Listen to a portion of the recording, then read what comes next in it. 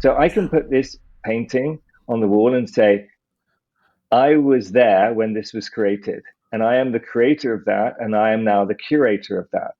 But actually, the real power of what the art is that actually the art doesn't stop at the end of this canvas. The whole world is a canvas. And if we can realize that actually we're creating a canvas all the time, yeah, you and I are creating a canvas, painting a canvas every second of every day. And then the question is, what type of canvas do you want to create? Do you want to create a canvas which is your nightmare? Or do you want to create a canvas which is your dreams? And that it appears to be a choice. Actually, it's not a choice. It's actually paradoxically not a choice. When you accept all the fears of your nightmare, they dissipate. And what you're left with is love. That's not a choice. It's just what's left. And therefore, whatever you create comes from love. And that is a masterpiece. wow, wow.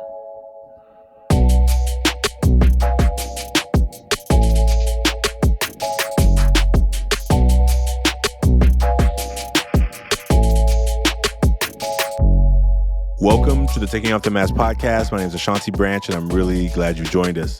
Today's guest is Alexander Inchbald. Listen, this conversation, like, I don't know how often you can tell when I get excited or I'm, I get loud. I got to be careful with the microphone here, but I was fired up on this conversation. Alexander is on a mission to help create 10,000 rainmakers. And you may be like, what is a rainmaker? Well, a rainmaker is like this work that he's doing called helping people create their masterpiece. Now, these are all big words, right? But if you, until you hear this episode, you're gonna miss it because you're gonna think, "Oh, that's so out there. I'm not a rainmaker. I don't have a masterpiece." Well, not only is he an artist, and if you look at some of his videos, you'll see him actually painting in a blizzard. Like there's paintings of him with, like, I don't even like to stand in the snow. As long as I'm just in and out of the snow, but like he's painting in a blizzard. He's creating a masterpiece of this glacier in a blizzard. I mean, you have to be dedicated and passionate and willing to go through the bumps and bruises. And I think it's all about perspective. Like if you're an artist and you are out painting something, you may need to paint it in the midst of whatever elements are out there doing the craft that you are passionate about. If you're a photographer, you may have to go to climb some big mountains. You may have to dig into a cave. You may have to, whatever the thing you're passionate about, you're going to go there. And people on the outside will be like, that doesn't make any sense. They may even think there's something wrong with you. I mean, imagine, like, I'm running an organization that I've been running as a teacher, starting off in 2004, 19 years almost. And sometimes I'm like, do I know what I'm doing? On the outside, it could easily look like maybe you should go get a secure, safe job, right? I think a lot of people go after safe and secure, and I don't think anything's wrong with that. But man, every day I wake up, I am on fire for this dream that I'm trying to build in the world. There's not a day I don't go by thinking about. It's not a day. I say that right. There's not a day that goes by where I'm not thinking about the Million Mask Movement, Ever Forward Club, the young men that we get to work with, the young men we've already worked with, the young men who've already graduated, the young men who are in school right now. Like, it is what I wake up thinking about, and it is what I go to bed thinking about. Maybe that's too much for you. Maybe that seems obnoxious, but I'm clear that it brings me the most joy. It brings me the most fire, the most passion, the most excitement. When I hear from a teacher or a principal or a parent who is having a struggle with their student, with their child, with their sons, I have ideas that just pop out of nowhere, like just because it is what I think that I was put here for. And I'm so excited that you get to hear this conversation with Alexander. Look, he shares some really powerful things. He shares a story about Vincent Van Gogh. Now, listen, he was talking about this artist, and he was giving me the story of the background of the artist. And I think that deep down, like, I probably should have known who this artist was. I mean, when you say the name Van Gogh, you're like, oh yeah, I know Van Gogh. It's a famous artist. But I didn't know the story of Van Gogh. I didn't know that. I mean, you got to listen to Alexander tell the story, but he actually shares a mask that you got to check out. And if you're not watching this, you're going to hear it. You can look at our Instagram page and you'll be able to see an image of the mask that he shared, the image that he created. Man, I just want you to know that this conversation has inspired me even more, because the work that we are going to be doing as a result of the Million Mask movement, as a result of these conversations, as a result of this podcast, as a result of you sharing this with somebody who shares it with somebody who gets inspired and then connects us to somebody and then shares with somebody. Like, I have a feeling, I believe that we're going to normalize having men from all over the world who can talk about how we feel in a healthy way, who have permission in spaces to unmask, and hopefully the world will at some point be okay with that. But until then, we will keep creating the space. We will keep making this podcast available for those who want to see that it is possible. And so today's conversation with Alexander Inchbald about creating your masterpiece. Are you ready to create your masterpiece? I hope so. Listen, in this conversation, Alexander and I, we share our masks publicly. So you don't have to do that. You can share your mask anonymously at millionmask.org. And listen, there's 3 steps. You draw a picture and you write words on the front of the mask. These are things that you gladly let the world see. That's the front of the mask. And then the back of the mask are things that you don't usually talk about. You don't usually let people see. You choose what things you share in this anonymous activity. Alexander and I are sharing ours publicly. But I hope that as you create your mask online, and this mask is for everyone, so, everyone can go and make a mask. I hope that you feel liberated. And as you see other masks of people around the world, I hope you feel, oh, I'm not alone. And I want you to know that there's more to you. There's more to me. There's more to all of us than anyone can see by just looking at us. And that's why we invite people to take off the mask. Thank you so much. Enjoy today's episode. Alexander Inchbald, it is so glad to have you on the show. Welcome to the show. Ashanti, it's such a pleasure to be here. Genuine pleasure. Really looking forward to the conversation and taking up the mask. Oh man, we were already kind of laughing before we got started. And I'm like, oh, we should have recorded all that funny stuff.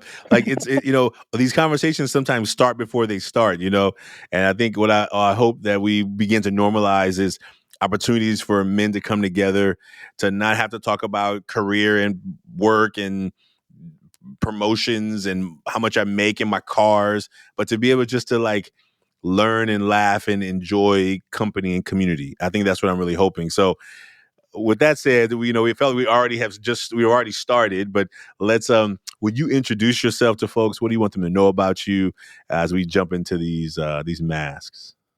Oh, well, where can I start? I guess I should start by saying I'm an artist. And I call myself a climate artist. So I go out and I paint in the mountains, and those experiences have literally changed my life. So I moved to the Alps 19 years ago, and I came here because I just love the mountains, and I thought what I wanted to do was ski, and I started painting again. So I always wanted to be an artist, and then at the age of 16, my dad says to me, son, I don't think you'll ever make money as a professional artist or ever make enough money as a professional artist. So I suggest you go into business. So part of my life is in the world of art, and I paint, and I've had all these mystical experiences from which I may share in our conversation. And then the other part of my life, I help leaders, individuals, teams, organizations to create their masterpiece, which is what is it they can create, and often that ends up being a project around sustainability if it's a business, or it ends up being a book, best-selling book, or a new business, or a new venture, or a new platform. And yeah, we've done some pretty extraordinary things. We've touched billions of lives over the last few years. Oh man. Well, I'm trying to write a book. Yeah. Now maybe you knew that. I don't know if you knew that, but you know it today. I know it So now. and we have a movement. The mask that you and I are going to make is a part of this movement that I have a vision of impacting a million lives. And so I'm really excited to be in this conversation because I look forward to learning more about how what the skills you've learned to do that can help us in our work, right? Because our work is really around heartfelt connection and community, healthy relationships. And so thank you for being here on the show today. Hey, Shanti, if I can help you in any way with your book, it would be a genuine pleasure and a privilege. Oh man. Well, look, see, as the guest, you get the chance to or to decide who goes first. So either you want to go first, sharing your mask, or you want me to go first. But as the guest, you get to choose. And I'm looking Ah, forward as an artist. I'm not an artist, but I've dabbed into this idea of like letting myself just be a person who tries to create something, you know? look, I'm going to invite you to go first, if only because I'm new to the show, and I was telling you earlier, I'm like, you might end this show like, the moment you see the mask, you actually, have a technical problem, and like that be the end of the show. And so I want it to go on for as long as possible. So you know, I'm going to invite you to go first, and just enjoy watching you. Oh man, well listen, we have we've had 100 plus masks, and they're all unique and different, and I try and like make a new one every time to like for my own like wellness and be like, oh, that's a new one. And so I was in San Francisco the other day meeting with one of our young people, and and there was this image on the wall. And the other night, I had gotten these paint pens, and so this is not the actual image that I painted the other day, but that was on the wall. But it it's inspired by. How about that? It's inspired by. So let me show you the mask. Here's what I created today. So Oh this wow! is this is the image, and the image on the wall was a lot more detailed, just a mural in San Francisco, and so that's inspired by that art at the 24th Street BART station, which is a lot of excitement. And let me tell you this: I wrote dedicated, excited, and the last one is blank for a reason. I don't know. I was like, what am I actually feeling? Like like I've had this weird feeling today where my office manager, she could see it. Like I was like stirring. Maybe the word would be stirred. I'm feeling like stirred, like I make kombucha, and kombucha has this Mm. sediment that goes to the bottom. And I don't really like the sediment. I like to pour it when I can get the clear elixir. But there's a lot of good properties in the sediment, right? There's a lot of good yeast and probiotics in the sediment, and I know that, even though I always try and pour it off clear. And so I always walk in like I'm doing fine, like I'm trying to be just like I'm good, and then she'll be like, "Is everything okay?" And I'm like, "Yeah, I'm good." And I know what's happening is that the sediment is mixing into my clarity of everything is fine, and I don't have an answer for it. So my best answer is I'm fine. I don't even know what feels stirred up in me. And so that's today the mass dedicated to this work, to this mission, to this work, to this, and giving all I got.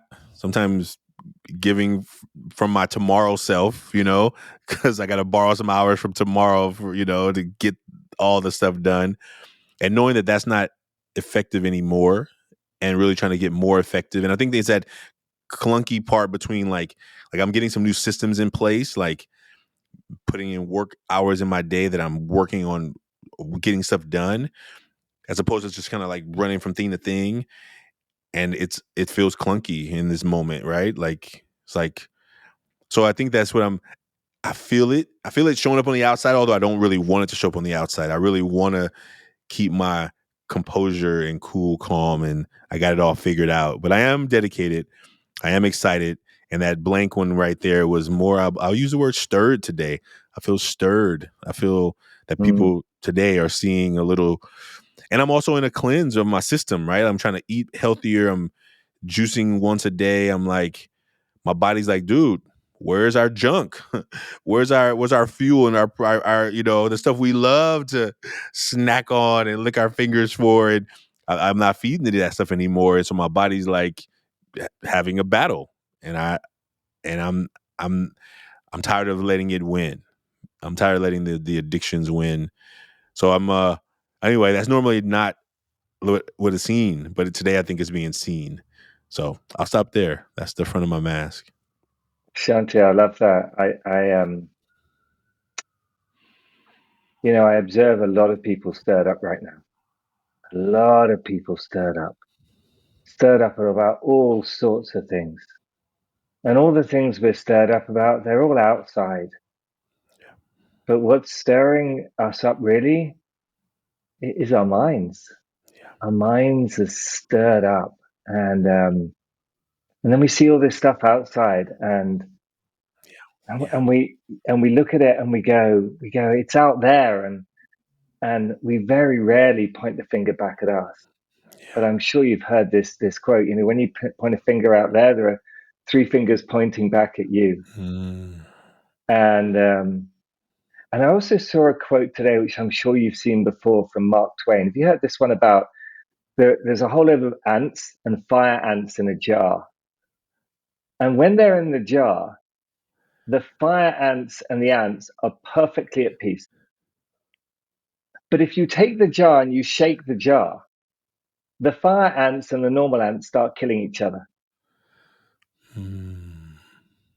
So the question Mark Twain asked is, who stirred the jar? Ooh, Who wee. stirred the jar? And if you I, look at where the world is right now, who stirred the mm, jar? oh man, it's stirred up. It's so Stirred stirred up, up. right? Oh, I gotta write that Yeah, down. I had not heard that quote before, but it's yeah, locked in. yeah. I mean, I've just, like, if you find the original quote, it's far more eloquent because it was Mark Oh. Twain. So I've just, but this is the gist of it, right? Well, it's exactly the thing, right? And I see it, I feel it. It's happening in the surroundings. It happens when I'm getting myself ingested in here. Sometimes not being mindful of what I'm ingesting too, right? Yeah, Like my yeah, diet of social media sometimes a little bit unhealthy, right? yeah, yeah. Look, Oh. it's our diet. It's our, but it comes from the mind, and Mm. and then we see it in the world outside. I went up to the mountains in July and I painted the longest glacier in Europe. It's called the Aletsch Glacier, and it's this 20 kilometer, like 15, 16 mile long glacier. And it's Wow. beautiful. It goes all the way up to the Eiger and the Jungfrau, like these epic mountains. And it comes all the way down. And I stood there and, like, this whole curve of this glacier. And I painted, and right at the end, this storm comes in and actually blows the canvas onto me. And I'm holding the canvas like this, and there's two guys come up and hold the canvas, like two men holding the canvas in the wind. And I'm painting as they're holding the canvas. Oh man. So there's so many messages in here. How often do men come and hold something for another man? How often do we actually hold other men? Mm. And yet here's this glacier, and 6% of the glaciers in Switzerland disappeared this year. 1 year, 6% Oh of the wow. glaciers disappeared. We had the hottest October in record. Like, I was out Wow. in a shirt in October. It should be snowing. Oh my goodness. And you look at it and you go, that's stirred up. So who stirred it up? Ooh wee. Hmm. Hmm. I did not know about that loss of the glaciers. Was not aware of it. I've never been to Switzerland, which now you're make. I don't like cold, so first of all, congratulations on the. But for people who enjoy the cold, that's not a good thing, right? So you're like, what's happening? And man, it's almost like one of them things that was like, have you heard of the flywheel? I think Jim Collins talks about this idea of the flywheel when he talks about organizations and growth, right? Like one person with a wild idea starts pushing against the flywheel, and slowly it's not moving, and maybe inching, like just like, what is going on? I'm putting all this energy and time in it.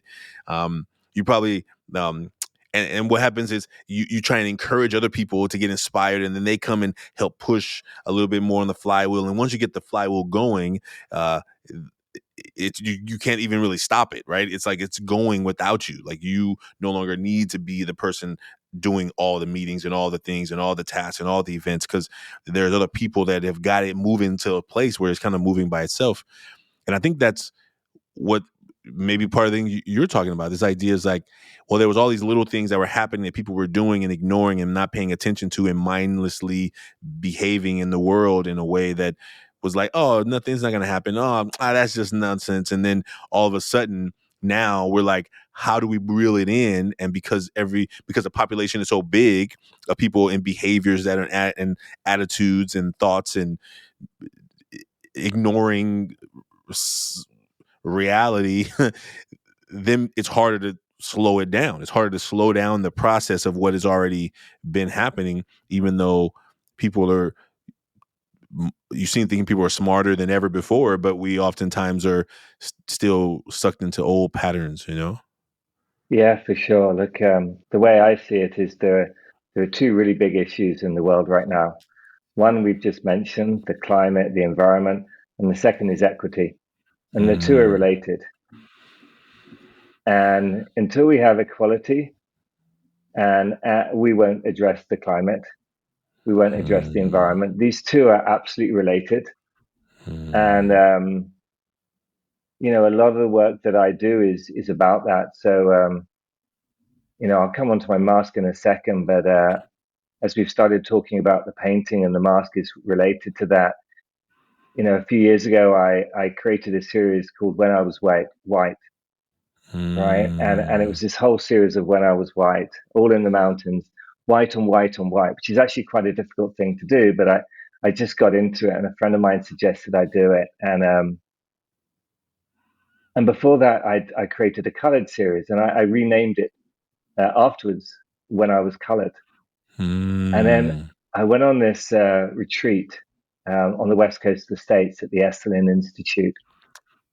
And I'm British, right? So, if you look back into my ancestors and you look back into my heritage, it's not like we Brits did a lot of good in the world. If you look in, take South Africa, right? Where did the concentration camps start?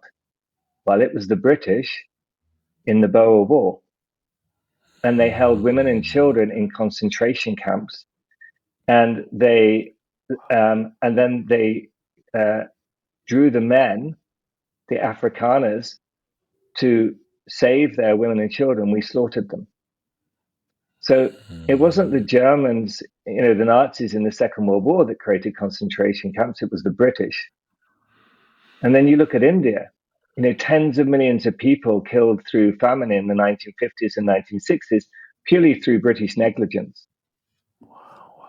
So okay, I was there, and we had this really, really diverse group of people in the room. And I suddenly felt, you can feel all this energy, right? And I felt all this energy. And I cried and cried and cried. And I went to the art. mm, They had an art studio there. And I went there, and I just painted this painting in a rage. And it was the first black painting I ever painted. And it was just like this. It was just, I was so angry at what has been done in the world. yeah. And that ultimately led to, I don't know if you can see these behind me. There are two black paintings behind me. And so I think it was about 2 years ago, I started the When I Was Black series. And after I Mm, started it, I discovered that all of our ancestors, like if you think about it, we all come from the Great Rift Valley in Kenya or South Africa, right? One or the other. And there's a debate between the two. yeah. But all of our ancestors had tan skin. So this whole Mm, idea of two different colors is a total illusion. yeah. And I'm like, and this to me is about the mask. It's not just the mask of Yeah. our job. It's the mask of our age. It's the mask of our race. It's the mask of our gender. It's the mask of our whatever, Ooh. right? Yeah. And that's what's stirred up right now. And so, Ashanti, I just love what you're doing. It's so Ooh. important what you're doing. Ooh. I love the way you just said that. The all the different layers of mass that we have, and that's so real. And so I thank you for that. Oh man. All right. Well, I I think it's your turn. I think it's your turn It for the is my front. turn. Yeah. So the My front, and turn. then oh man, Yeah. So, I'm so excited to hear your stories about and when you're in creation mode. So I'm excited. oh man, we'll get to that. But before we get to that, I'm going to give just a little bit of a build up here, right? Because if I Okay. put the mask on, you'll be like, "What? Like I don't get this." So a little bit of a build up, right? So 10 years ago, I'm speaking to my friend who's a spiritual astrologist, and I'm having a session with her, and we're talking about famous artists, right? And I'm like, Mm, the period that I'm creating at the moment, it's like really full of energy and these really powerful colors, and I resisted one artist, and you'll guess the artist, right? So he lived in France, and he painted in Provence, and he painted these beautiful, powerful colors. And he only spent 2 years painting basically every single painting that we know, and then he died. And he only sold two paintings in his life, and both of them were to his brother, right? And his wow. brother was called Theo. And I said to her, I said, look, I kind of have this resistance to this artist, and yet I seem to be painting like this artist. Hmm. And I started reading his biography, and it's like this thick, this amazing biography about this guy, and so many words have been printed and read, and I think so much of it has been misunderstood. And he famously said, "I paint with my heart and my soul, and in the process, I lost my mind." And we focus on the fact that he lost Mm, his mind, right? And I don't think we really fully understand that actually to go out of your mind is to be mm, able to truly create. And if you ever ask yourself the question, just think about this question for a second. When do your best ideas come to you? And your best ideas come to you actually, when you're cooking, cleaning, walking, talking, on a train, on a mm. plane, gardening, horse riding, doing whatever you love, basically, in the Yeah. shower, in the bar, on the toilet, when you wake up first thing in the morning, when you go to sleep last thing at night. And what Yeah. you look at when you realize it is that all of these moments are when we go out of our mind. And this guy whose mask was created, I didn't create it, but he like I went to Venice and I saw this mask created by this incredible mask maker who's made masks for Hollywood. Oh The man. place where masks were born, not the mask we put across our mouth, but the masks that, like the Venetian mask, right? The proper Venetian mask. This is a proper Venetian mask I'm about to show you. But let me go back to Eliza, my spiritual astrologist. And I said to her once, I said, look, am I related? Like, am I an incarnation of him? And she checked, right? Like with her guides, and Yeah. she's been right more often than she's been wrong. She was the only person who predicted my daughter would be a girl. Everyone else said it's going to be a boy. And she goes, "Yeah, you are." Now, whatever that means, right? Like, Oh let's not man. overblow this one. Like, it may just mean that I can tap into his energy. So Yeah. the mask is this, right? And I'm actually going to put the mask on. So Okay. this is Okay. this is the mask. Okay. Look at that. Hmm. That's very realistic. It is the last time I showed it. And look, it's created by La Bottega de Mascare by a guy called Baldwin Sergio. So let me just share that as well, because this guy is an Ooh. incredible artist. So I didn't Look at create the mask, but you yeah. can see it's just this beautiful, beautiful mask. And it even has the bandage where he cut his ear off. And he cut his ear off because he found out that day, Paul Gauguin, um, the artist, the post impressionist artist who he'd shared a house with, the Yellow House in Arles, for 6 weeks, was going to leave. And he was so upset that Gauguin was going to leave that he cut his ear off, and he took it round to this woman he'd fallen in love with, and he handed it to her in a wrapped up, like in a package, like this bleeding ear. And he Oh, cut the full thing off, right? Like not just the lobe, but he cut the full ear off, right? And oh, he handed it to her, and he was in love with this woman, and he thought, he actually believed that through this he would help with her salvation. But the okay. reason he did it was not because his friend was leaving, but because he felt his vision was being destroyed. So, what was his vision? His vision was to create an artist community of the South. In other words, a movement which would bring into the world a new form of art. Now, Mm, he did this, but he didn't do it in his lifetime. So mm, he's changed the whole of modern art. Before him, we painted with our minds. Everything was supposed to be technically correct. Okay, so there's the Impressionists, I get that, Monet and Pissarro and people like that. But they were still painting, they were painting an impression of what they saw. He was painting from his heart and his soul.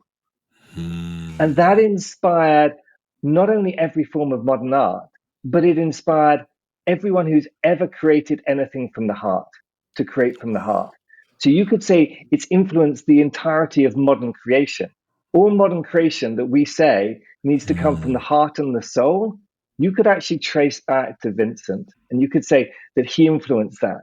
So even though he was devastated by the fact that Gauguin left and cut off his ear, he Wow. he still created this movement. He only sold 2 paintings, and here's the scary thing: he had to leave his body because his mind was so powerful that it stopped his art from being recognized. So when you talk about being stirred up, what I Mm, hear is the mind is stopping the divine flow, our heart, whatever you call it, our soul, from flowing through us and creating what we're here to create. It's the only thing that can stop us. So what's behind the mask? Because I come onto these shows, right, and I come onto my Zoom chats, and I have pictures behind me and beautiful shows of like views and pictures of the mountains where I've been painting. And yeah. what lies behind this is the same energy as him. The belief that somehow I'm not quite enough. The belief that sometimes I need to push a little bit harder in order for people to hear me, that Mm, sometimes I don't entirely feel secure. And so I need to grab things. And this was the energy behind his creative mania. I mean, he painted 60 paintings in 60 days. Do you know how hard that is? That's like, that's, that's incredible. But he did that because that was the only time that he was out of his mind. In other mm, words, the only time that he was in peace. So, how does that translate? Like, if I look at it for me, how do we stop being addicted to doing, how do I stop being addicted to doing mm, things out here? How do I stop being addicted to doing things out here and just accept me, but with all my wounds, with all my cuts, with all my bruises, mm. that I'm just another passenger on this planet, another soul that's incarnated in the body. And those wounds, in a sense, my greatest gift. Because if I can just be with these, not Yeah. try and change them, but just be with them, be with the pain, be with the scars, then I transmute them, not just for me, but I transmute them for everyone that I connect to or everyone I'm connected to. And that I think is why I'm here. And that's what the painting has taught me, that actually when I take off this and I Mm, stop pretending that I'm somebody else and I just yeah. accept that I'm just me, Yeah. then that's what can occur.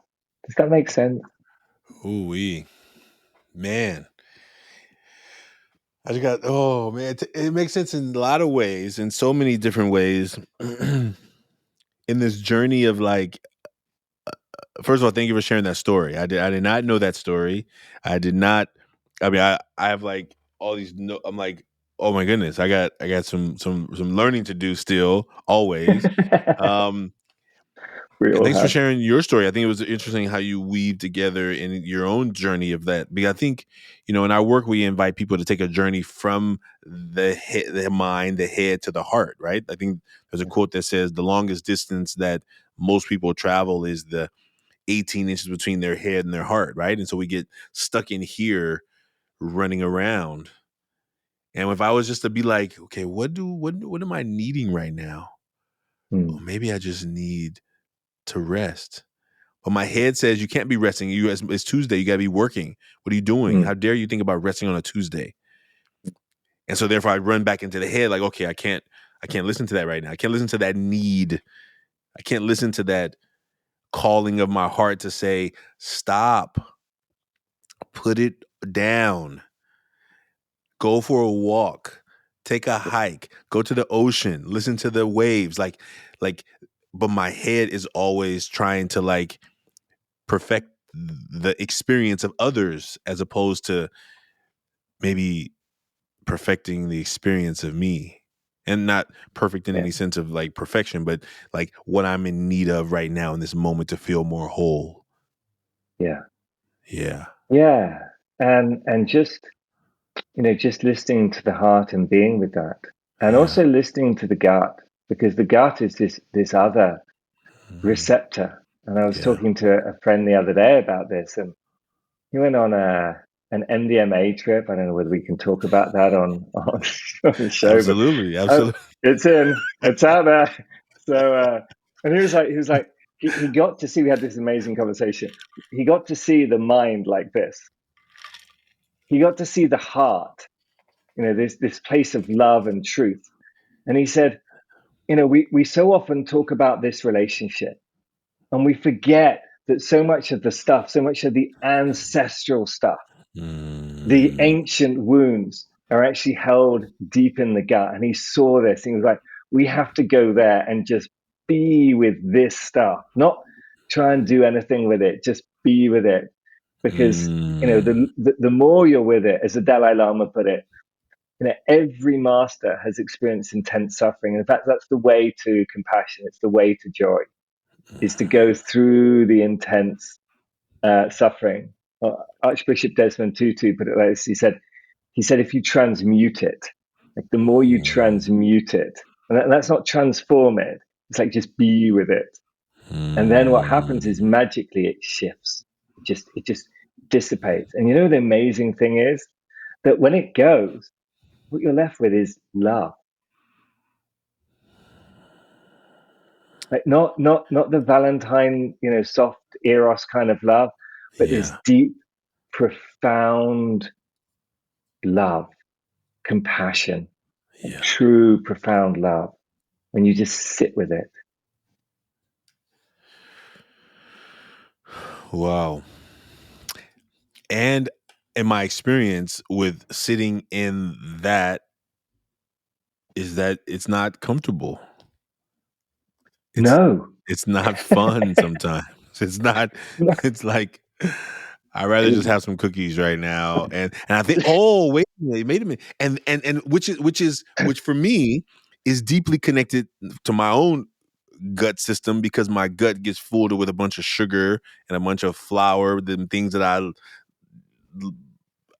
would say I have oftentimes an unhealthy relationship with.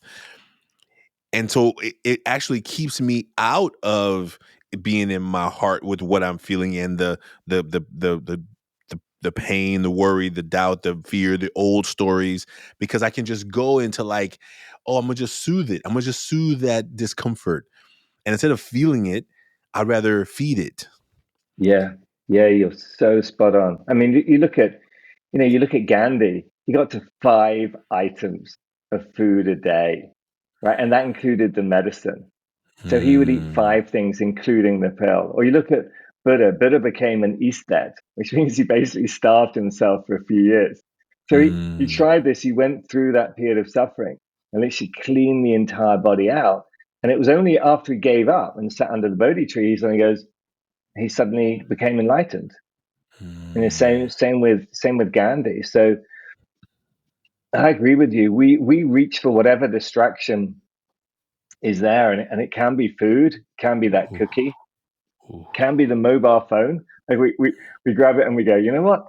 I just go and check out Insta because, hey, I've had a tough day. Or it could be, I know what, like, I just go and, I'll just go and check my emails. I won't go and have the conversation with the wife that I need to have. I'll just go and, like, I'll go there and I'll avoid that, or Yeah. I'll just avoid sitting in the pain. And Yeah. so or we don't go and do the one thing we hate doing Yeah. at work. Yeah. Like, there's always one thing, right? Like, whether it's finances or admin or that email which is sat in your email box, and you'll always find a way around it. And that's just the mind tricking you, going, I don't want to go into that emotion, because behind it's the emotion, right? So you're like, but Oh I know man. that's not for me, man. Oh man. And if I was to take a picture of this desk, like I've created this image for you, which is I think pretty amazing, right? Yeah, it's great. It's great. It's great. But inches from that camera, inches, there is a madness brewing that is getting higher and higher. And because I can pretend like I'm looking at the screen, I can ignore all of this. And I'm like, oh yeah. Yeah. Yeah. It's easier to not. I don't Yeah. want to clean this desk. I do want it clean. Yeah. I want it clean. Yeah. I just not yet made it a priority to be the one who cleans it. Yeah. And they do say, tidy desk, tidy mind. Ooh, Says the man, that's obviously, not confessing to the fact that his desk is not immaculate. Do you know what? We moved to our home. We bought our dream home literally, like 2 months ago. So it's right overlooking Lake congratulations. Geneva with the mountains and the lake, and it's just stunning and beautiful. And it's designed perfectly for us. It's like, my God, it's got the bedrooms for the children, the studio for my Ukrainian mother-in-law because she can't be in Ukraine at the moment. But I got my Mm. desk back, like this beautiful desk, and it's like this long, right? And it's in my atelier, in my studio, right? And I had a desk like this. It was just wider than the computer. And on the Oh, desk, obviously, I had everything, like in the old place. I had everything neatly arranged, but now I've kind of got everything neatly arranged, kind of spread out, and you get the picture, right? oh man, I think I'm gonna just for the sake of this, I'm gonna take a picture of this, and I'm gonna be like, this. I'm committing to improving this between All right, now. And, all right. So here's the deal. Here's the deal, Ashanti. yeah. I will commit to do exactly the same. I Okay. will commit. So it's look, we're recording this pretty late in Switzerland time, so I'm going to give myself a break, but I'm going to do it tomorrow. It's going to be the first thing I do, like Oh, you first talking thing about doing it? tomorrow You talking about morning. doing it soon? Oh, you talking about like? You said tomorrow. Yeah, yeah. Oh, I'm committing to do it tomorrow. oh my I'm goodness! gonna I was tidy gonna up tomorrow. say I was gonna give myself at least a month. Okay, we pushing this, huh? Okay. okay, okay. Yeah. I'm with it. I'm with it. Let me make a reasonable Well, commitment. look, Okay. don't I don't know how bad your desk is. So, as the saying goes, how do you eat an elephant? Like, piece by piece, One bite at a right? Like, time, right? yeah, Okay. one bite at a time. So, Okay. All right, um, before Friday, I will be okay, complete. Before okay. Friday. Well, look, don't look.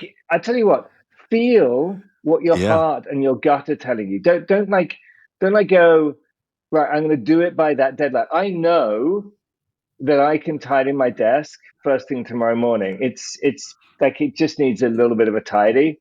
So it's going to take me like not even 10 minutes, right? And I haven't done it.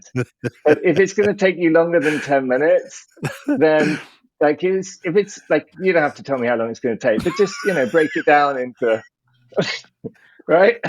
No, it's How do you bad. eat an I'm telling. elephant? I really. I think I need 5 days. I think I need 5 days because it's. Okay, okay, Yeah, it's gonna right? happen. It's like a It's going moment to of happen. like, oh, okay. Why haven't I? What am I resisting? What are you resisting? What are you And I resisting think here? that the same thing. Like, it's a room in my house that has become the room that it mirrors this desk, right? Yeah, And it's like, why? And I don't like it. I don't like going in there. I don't yeah. like even passing by it. because I see it and I'm like, this is so ridiculous. And so it's on my own commitment to myself and to like even just in this moment of like being aware of it, like, okay, the discomfort of the not Yeah. eating the things that bring a temporary comfort. The same thing. What am I not trying to deal with? What am I not Yeah. willing to let myself feel? I think they're all really connected, you know? I agree. So my invitation to you, and you can refuse this, is Mm, actually to spend as long feeling the energy of what you're mm, avoiding as actually doing the action. Because the risk is that you and I clean our desks, and then 2 days later, they're in the same state yep, because actually we didn't deal with the underlying energy. that's And right. so, that's just another mask. Like we might as well just put the mask on and fake it again and be a fraud again and just like, pretend that we're somebody we're not. Yeah. But for me, the only way to actually really change is to go into it. And there are slower and Mm, faster techniques. We use some in the masterpiece pathways, but there are thousands of different modalities. And this is not affirmations. Like affirmations only goes into the positive. What we're talking about is going into the dark, going deep underground. mm, yeah. Yeah, no, I agree. And I think I've made the same recent commitment around my health, right? I've had a season in my life where I mean, I got down to my ideal pant size. And I remember in those moments when it was like, and it's been happening recently, a lot of just like really weird reawakening, right? Because I think people were like, dude, you're getting too skinny, right? Now, right now, I'm on the opposite end of that. Like I am way too big, right? And no one's saying you're getting too big. But the other end when I was healthy and feeling like lighter on my feet than I ever have, I remember like why allowing these messages to like permeate. And I think it's like, oh, there's this comedian who passed away. I don't remember his name right off the my mind right now, but what I remember seeing was people were like condolences, condolences, condolences, and the pictures they were posting of this comedian were when he was a big guy, a big stocky guy, but he was just a stocky, fit looking guy, right? But the when I saw him on one of his last shows, he was not looking like those pictures, right? And I remembered in my mind wondering, did anybody tell him? Like I don't know all the story. I don't know the background. I just know what I saw and what I experienced, right? Did anybody tell him? Did anybody tell him that his health was like visibly falling apart? That I know for me, people don't tell me. Mm, Like I had to have somebody take a picture of me and then post it, and I'm like, who is that? Who is that in that mm, picture? And realizing I was sad, I was embarrassed. I was like, can I take it down? Like I was, but it was me seeing myself in a different way, yeah, outside from the outside looking in. And I realized that that's part of the work too. Like when I get into this part of my journey, I'm like, oh yeah, what am I not addressing? And so this is part of the stirring today. So I'm really glad that's that we're having this stirring. conversation, and I really appreciate you for this. Likewise, genuinely appreciate the conversation because none of us have this conversation enough, but least of all men have this kind of conversation. When Mm, we run the online program, it's really interesting. The last three cohorts, so we're talking, I think it's 25 people. okay. Out of those 25 people, one has been a man. Mhm. Wow. One has been a man, and we're doing deep work. I mean, we're going into all of that kind of stuff in order to create a masterpiece, because a masterpiece, by definition, the mind has to be still. Like take that quote: the Mm, mind has to be at peace, because if it's if it's stirred up, if it's, bringing stuff into the thoughts, then they will go straight into the painting. They'll go straight into whatever it is you're creating, your book. And that's not a masterpiece. That is a reflection of your state of mind at the point of creation. But a true creation is just the energy passing straight through. It's interpreted by the individual. So a Michelangelo is different than a Jackson Pollock. We can tell that. And it's different from a Claude Monet. We know that if we look at those three different paintings, we'll go, that's one, that's the other, and that's the other. So the identity is important, but they are channeling the same energy, the same creative force through them, and they're not allowing their mind to get in the way. The mind is not polluting during the act of creation. So a lot of the work we do is exactly this. And yet I don't see enough men stepping up. It's interesting when we do the offline series that we go around the world, it's almost all men. So the men do step up there. They seem to want to do it face to face and not do it online. Go figure. How often? How do people? I mean, this is a great place for this. How do people find this? Like, how do they? Now that you told us about it, I've learned about it for the first time. So, how do people find it? How do people find? Like, do they just go on the website, sign up, and then wait for the next one, or where are you at in that Yeah, well, process? there's a couple of ways of doing it. I mean, if you just take my name down and you just Google my name, there's only one of me in the world, and you'll find my website. And it's the surname, it's not the first name. And you'll find my website, and you'll find there all the pathways that we offer online, offline.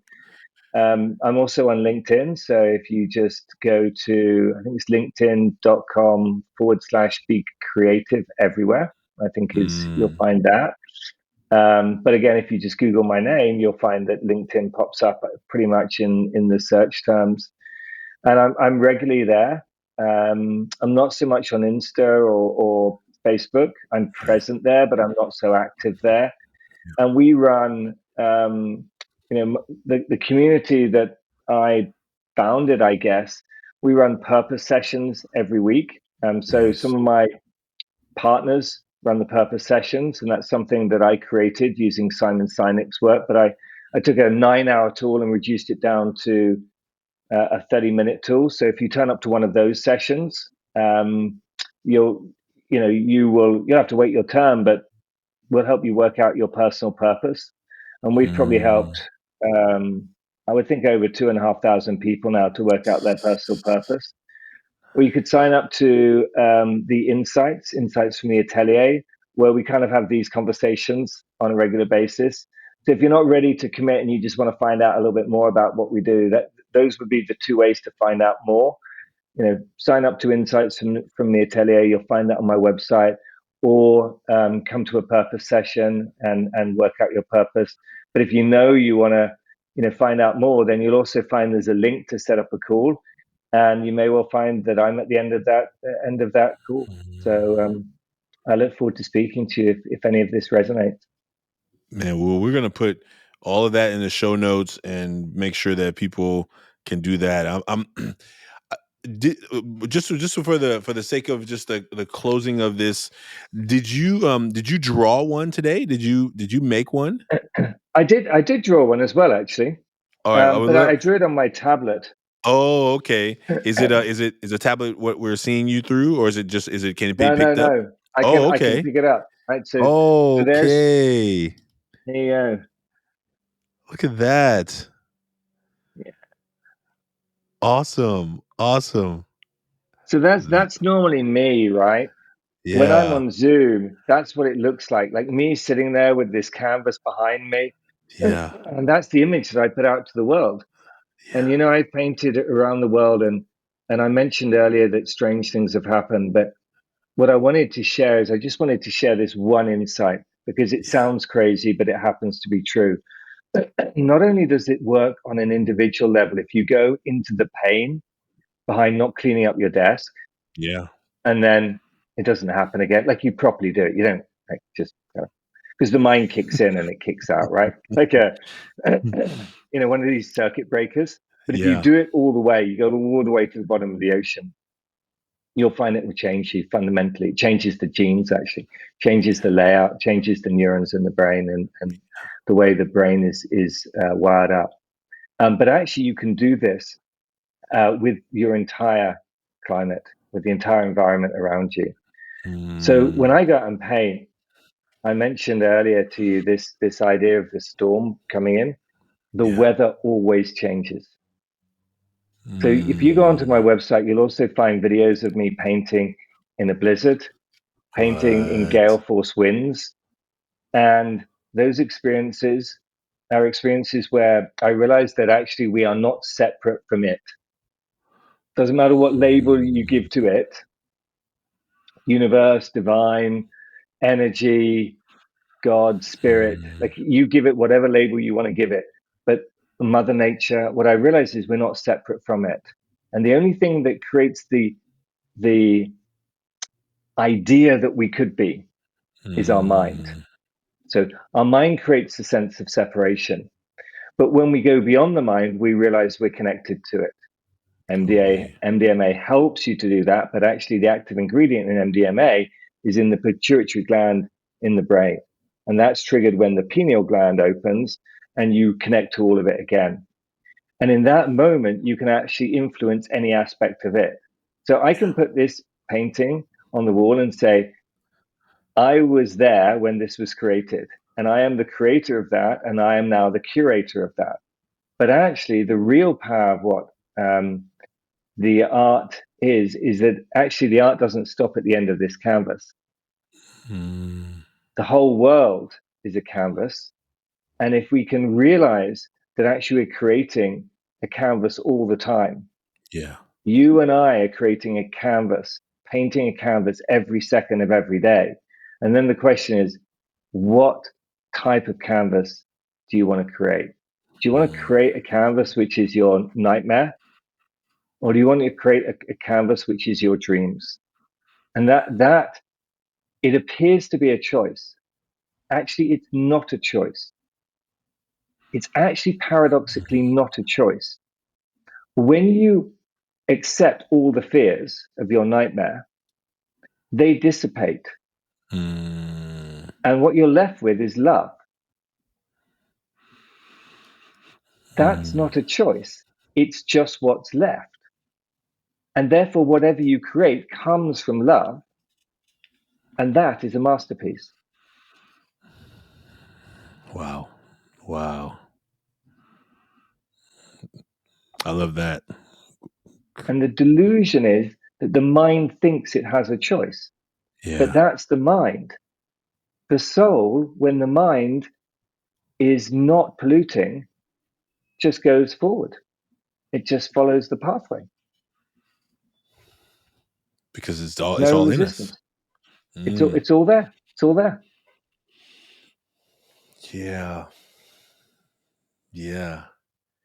And how much it gets trained out of us. How much it gets nurtured out of us. I what you just said right there was I'll paint this quick picture. I was on the train the other day, getting ready to go to a meeting. Little boy comes up the escalator by himself. He's crying. He's pouting. He's like, you could tell he's super agitated. I'm like, is this kid lost? I thought he was by himself. And maybe 30, 20 seconds later, the mom comes up with another brother, his maybe brother, and he's having a fit. He's younger than the other brother, and you can see her getting irritated and agitated. And so I was like, oh boy. So we get on the train. They happen to get on the same train. I'm like, oh boy, here we go. And he's looking for some attention. Like she's on the phone. She's on the phone. And she's like, she'd already chastised him once. And so she gets on the train and he's like standing on top of the bag, on top of the seat. And he's just like looking at her and she's on the phone and she's trying to look at her and get her attention. I pay attention to a lot of things. And so I just watched, and then she was like, get your butt off of that bag. And then he kicks the bag on the floor.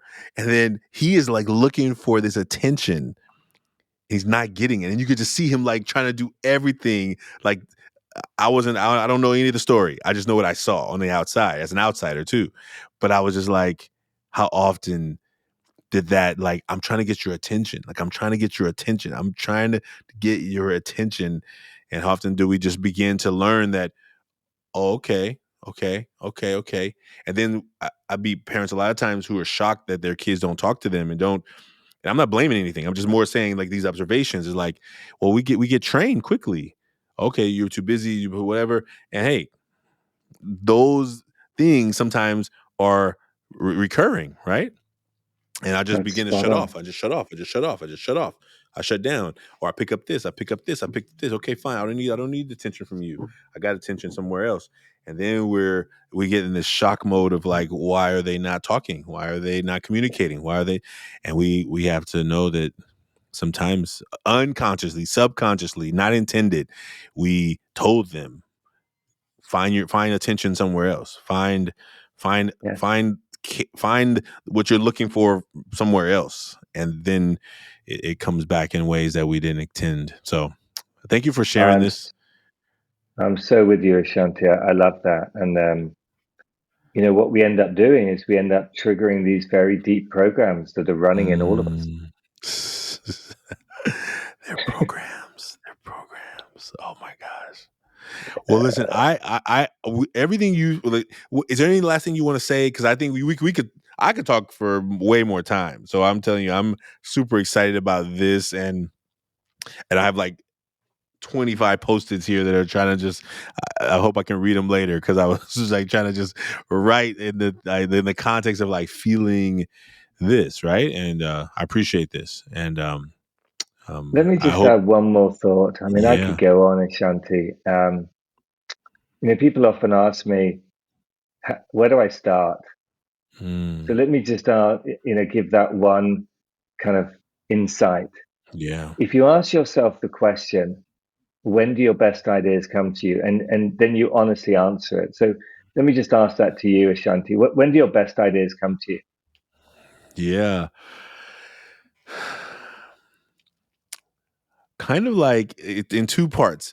Like one, somebody I'll be working with a parent or working with a teacher or administrator, and they will be talking about what's going on with their students, and I'll be like, and some idea will come, like Yeah. like in the service of others, like in this way that's like, oh, I never even thought about that before. And I'll be telling them like, actually, I just made that up right now because in my mind, like things will just be coming like in the service. And then I think other times when I'm like out in the garden or like I like plants, so I'll be like working on plants and I got my hands all dirty and I'm like, I need to write that down. And I'm like trying to like find like where I can write this note because I had this idea about what if. So kind of like in those two places, I'm in this place of being just out of my mind, like nature, like by the ocean. I live in the West Coast, so I can go to the ocean and just or the bay and at least just look at the water. Most times there I'm real relaxed. I don't think I come up with a whole lot of epiphanies there. Usually it's in like when I'm in doing something. So then, if you want to increase your creativity, and you're probably aware of that, you spend more time doing those two things. Spend more Mm, time in the garden, spend more time speaking to people, and just having that conversation. I mean, that's probably why you run this podcast, because these ideas pop into your mind, yeah. and that's it. So, what is a masterpiece? Well, a masterpiece is an act of creation. And Mm, and the secret of creating it is to be able to stay in that state, which is actually our natural state. mm, So it's not like you get into it, you are it. that's right. You are Yeah, it. that's right. And the way that you realize you are it is by spending more time in that space, in the space of doing the things that you love most, in the space where your best ideas come to you. Just extend Mm, that time. So if it's lying in bed in the morning, just set your alarm off a little bit earlier or lie in bed a little bit later. that's it's almost like, of course, but I've Cool. actually never thought of it like that, right? Like when I was telling you this morning, like, oh, you're supposed to get out and go to work as opposed to being resting because I'm supposed to start work at 8 o'clock as opposed to like when I would rather just be kind of in this other state, right, where I feel my most. And I'm actually, this is man, perfectly timed in the context of my own life, and so this is just the beginning of our conversations. I have a feeling, and I think our young men, the work that we're going to do this Thursday, talking to young men about connection and intimacy and brotherhood, and I think I'm gonna propose that question to them, like, where do you come up with your best ideas, and I'm gonna have them just jot it down on a post-it, and I'm gonna send you a message this week after we talk to them, and see how can we they have a 2-week break, holiday break is coming up. How can we encourage them to be in those states more often? Because someone will be like, "Oh, in my video games," and I would say, "Well, are you thinking about the game, or are you thinking about like other ideas, right?" Because I know some of my young people, so trying to like preempt those answers, right? Like ideas about things, not like creative strategy of winning, not that, like ideas about other stuff, So anyway, I'm excited about this Thursday conversation. Well, let me know how you get on, and I'll just add one more clue here. I'm sure you're going to do it this Thursday, but it's a clue for anyone else. So anyone else is welcome to take that question and take it out to their community. All I ask, not for me, but for your own success, Yeah, is you just mention who you heard that from. yeah, Why? yeah, Because that's the way that source energy flows. I don't need the yeah, credit. I don't need yeah, that. But source energy only flows through the person who sourced it. So if you yeah. don't do that, you got to smack up the backside, and the energy doesn't Mm, flow. So it's just to help you, because I yeah. want, my vision is that all of us are creating our masterpieces, Oh man, right? I think 10,000 of us creating I'm masterpieces, and that actually, I'm touches actually. billions of people. Oh man, thank you for saying that, because I think I've seen that so many times in the mask, right, and the mask movement, right, where somebody would say, "Hey, you know what? Oh, I did this before. I made this with my students." I'm like, "Oh, did you save the masks? Did you save?" And they said, "No." And I really feel that like block right there is like the only thing we give it away. And the only thing we've been asking is that you just save the mask so that we can see the impact we're having around the world. And oftentimes, every time someone comes up and says, "Oh yeah, we did this," and I didn't, no, we didn't save the masks, and you're just like, I feel my heart. I feel like I feel it. I feel it. I wish I didn't feel it. I Mm. wish I'd be like, "Oh, okay." I'm mostly like, "Oh," I don't say it out loud. It's behind the mask, Yeah, yeah, because it's I it's hear the you. offering to the world, and you want to see that the Yeah, work is meaning something out there. Like yeah, you want to not only hear it, because that's great, but to see, oh, yeah. there and there and there, they're being inspired by this, and they're like, that's the. So I appreciate you saying that and naming that, because I think is a huge important piece. So Yeah. your And name is forever. Yeah. that insight, actually, I should say, comes from my friend and partner, a guy called Peter Koenig, Koenig. Amazing guy.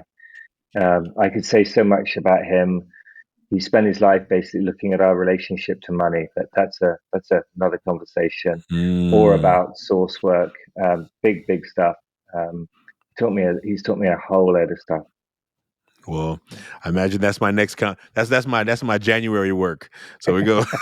Let's work on this desk in the room, and then next year we go work on the cashola, right? So, man, brother Alexander, I am My friend. so excited to have had this conversation with you, and I think it's just the beginning to Yeah, I feel opportunity that for too. learning and creating this masterpiece of what we're trying to build in the world. So I will be in touch, and I'll put all the links to everything you named in the show notes, so people can find you there. And we look forward to the next steps in this connection.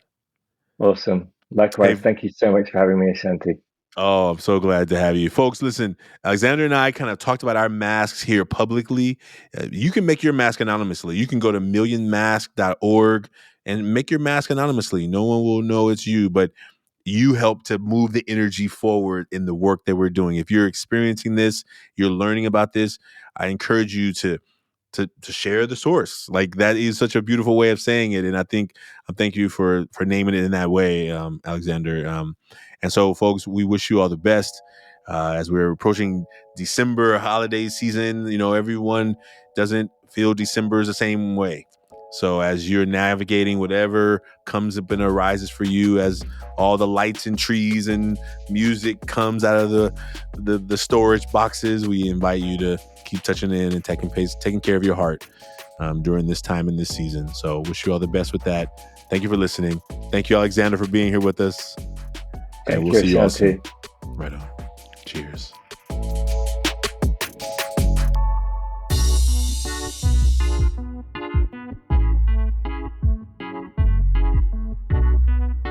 The Taking Off the Mask podcast is produced by Ryan Louie.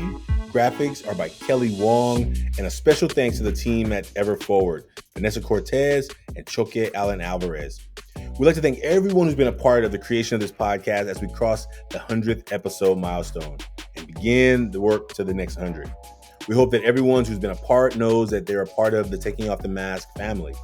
And we look forward to you being a part of it as well. If you like what you heard today, please subscribe, write a 5-star review, and share, as we look forward to continuing to have conversations that matter. Stay tuned for the relaunch of the Million Mask Movement on 11/11/22. That's November 11th of 2022. There's a math problem in there. You can find out more by visiting everforwardclub.org and following us on social media. Take care, and we'll see you soon.